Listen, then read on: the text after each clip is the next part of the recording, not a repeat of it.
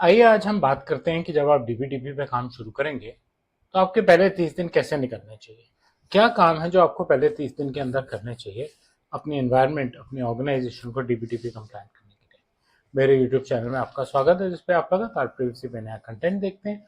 और जैसा कि मैंने कहा, आज हम बात करेंगे कि अपनी ऑर्गेनाइजेशन को डीबीडीपी कंप्लायंट करने के लिए आपको क्या करना चाहिए, ये दिन आपको कैसे इस्तेमाल करने चाहिए। एक छोटा सा रोड मैप बनाने की कोशिश कर रहे हैं। पहले डायरेक्शंस बनाइए कि आप करना क्या चाहते हैं। ओवरव्यू ठीक है, आप डीबीटीपी इंप्लीमेंट करना चाहते हैं, लेकिन सिर्फ ओवरव्यू से काम नहीं चलेगा, उसके आगे जाना पड़ेगा। आपको सबसे पहले ये चेक करना पड़ेगा आपके यहाँ डीबीटीपी अप्लाई कहाँ कहाँ हो रहा है।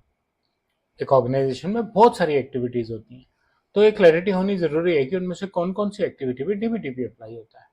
कंफ्यूजन जितनी जल्दी खत्म हो जाए उतना अच्छा है, जिससे कि बाद में दिक्कत ना आए। नहीं तो बाद में जब एनालिसिस ही पूरा नहीं होता या प्रॉपर नहीं होता तो इम्प्लीमेंटेशन में बहुत दिक्कतें आती हैं। एग्रेसिव एक्सपेंसिव चीज़ें मत खरीदिए, कंसल्टेंट्स भी मत बैठाइए। कंसल्टेंट्स चाहिए आपको तो ऐसे बैठाइए कि आपके प्रोसेसेस को समझ सकें, सिर्फ बहुत बड़ा रोड मैप ना बना सकें।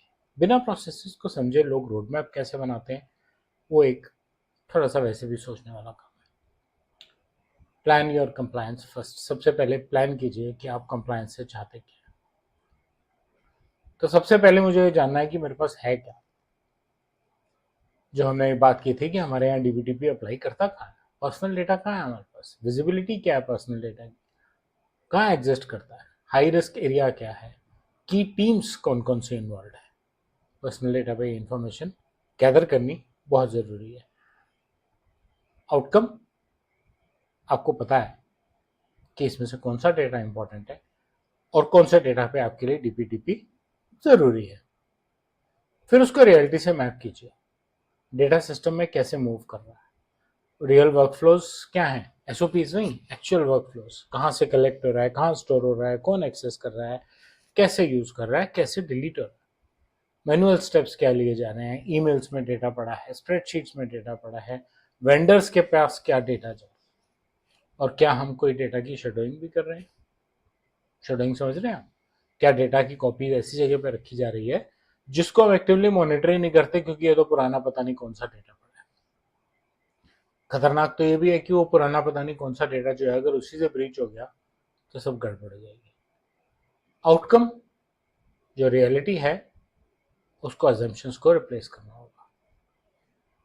ओनरशिप से साइन कीजिए लोगों को। अकाउंटेबिलिटी पे फोकस कीजिए। डेटा कौन ऑन कर रहा है, डेटा की रिक्वेस्ट हैंडल कौन कर रहा है।